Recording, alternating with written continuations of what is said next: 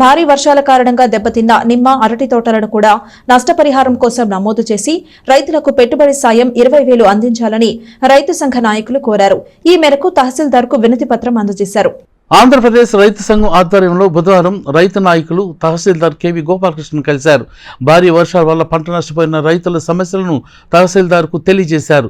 నిమ్మ అరటి రైతులకు పెట్టుబడి సాయంగా 20,000 రూపాయలను అందించాలని వినతిపత్రం అందజేశారు. ఈ సందర్భంగా రైతు సంఘ నాయకుల సమస్యలు విన్న తహసీల్దార్ గోపాలకృష్ణ ఉద్యానవన అధికారికి ఫోన్ చేసి అంగలకుదురు, సంగం జాగరణి గ్రామాల్లో అరటి, నిమ్మ పంటలను ఎందుకు నమోదు చేయలేదని ప్రశ్నించారు.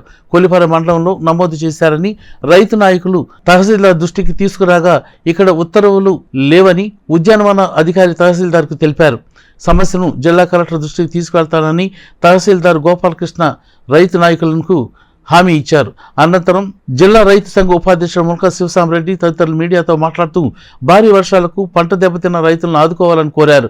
ఈ కార్యక్రమంలో పాడి రైతు సంఘ నాయకురాలు వేజండ్ల తబిత, మొలక శివకుమారి, కడియాల శ్రీనివాసరావు, కూచిపూడి శకుంతల, తెనాలి ఝాన్సీ, మన్యం శ్యాంబాబు, కనగాల రామకృష్ణ, తెనాలి శాంతకుమారి, నాగేశ్వరరావు, తెనాలి మేరీమ్మ తదితరులు పాల్గొన్నారు. మాది అంగలకుదురు. నా పేరు వెలగ ఆదినారాయణ. మాకు నిమ్మ తోట మన వర్షానికి 3 అడుగులు 4 అడుగులు ఎత్తు వచ్చినాయి నీళ్లు. అంతవరకు నిమ్మ చెట్టు శుభ్రంగా ఎండిపోయింది, ఆకులు మండలం. ఆ పైన అట్టట్లా ఉంది. ఈ మొన్నటి రాకని 4 రోజుల ఎండకి కొన్ని చెట్లు ఎండిపోతున్నాయి. మళ్ళీ వాన పడితే అలా ఆగినాయి ఎండకుండా. మరి తర్వాత ఎన్ని చెట్లు ఎండుతాయో ఎన్ని బతుకుతాయో.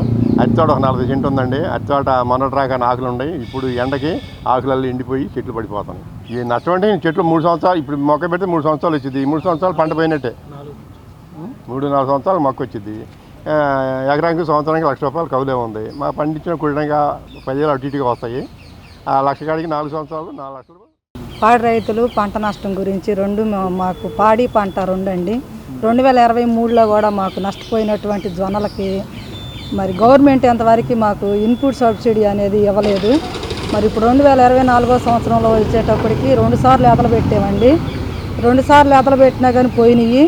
మరి కౌలు వచ్చేసాము ఎకరాకి 20 బస్తాలు, 18 బస్తాలు, 22 బస్తాలు అన్నారు.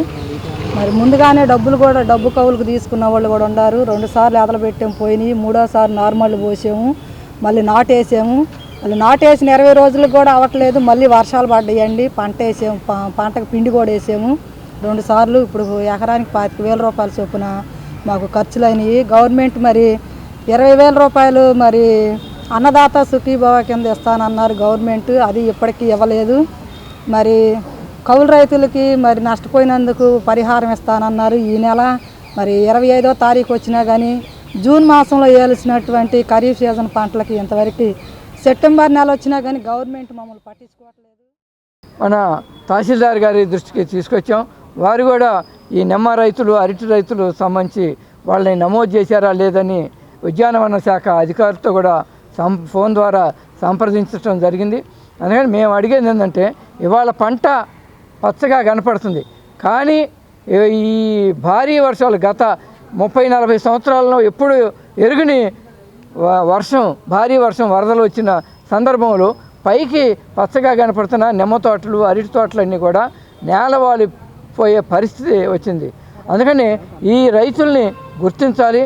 ఇవాళ క్రమంగా ఈ నిమ్మ తోటలు, అరటి తోటలు దెబ్బతింటున్న పరిస్థితి ఉంది.